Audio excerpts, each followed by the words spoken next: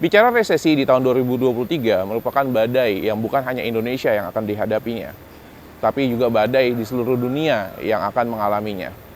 Pertanyaannya adalah bagaimana kita menghadapinya?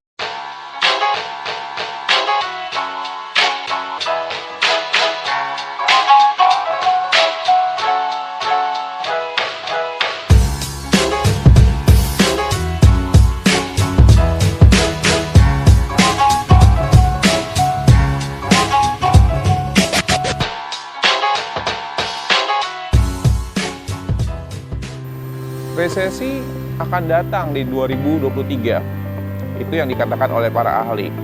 Tapi yakinlah, rezeki juga pasti datang.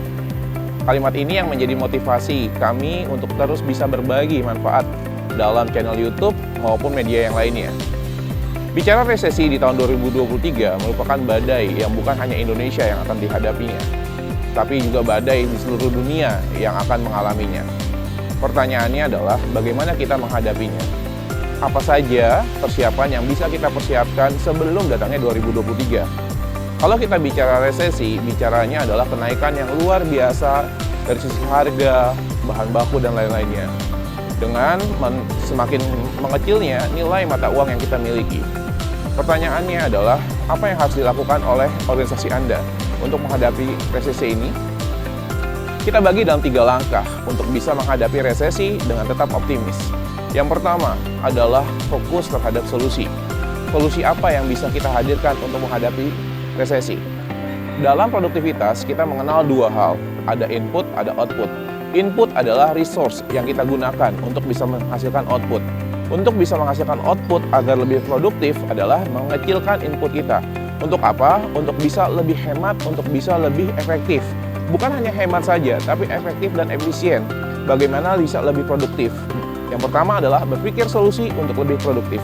Yang kedua adalah menganalisa pengeluaran apa saja yang saat ini menjadi bottleneck kita, yang menjadi hambatan kita.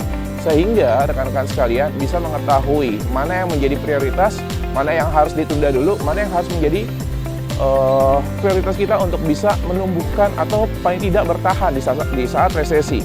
Karena kita nggak pernah tahu resesi ini akan berlangsung 6 bulan, 1 tahun, atau 2 tahun. Hal itu yang harus kita persiapkan. Dan yang ketiga adalah budaya continuous improvement dan juga inovasi. Bicara continuous improvement, bicaranya problem solve. Bagaimana kita mengurangi masalah-masalah yang ada dalam operasional kita. Bicara inovasi, bicaranya melakukan terobosan. Untuk apa? Untuk kita bisa bertahan. Untuk kita bisa memberikan pelayanan terbaik kepada konsumen kita. Yuk rekan-rekan, hadapi resesi dengan penuh optimis. Karena apa? Rezeki pasti datang, tapi harus dijalani dengan penuh konsistensi.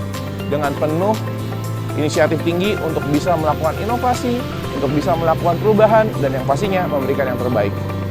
Bagi rekan-rekan yang ingin bertanya seputar continuous improvement dan juga inovasi, silakan sampaikan dalam kolom komentar, dan yakinlah resesi ini kita akan lewati bersama-sama untuk lebih optimis dan juga lebih produktif.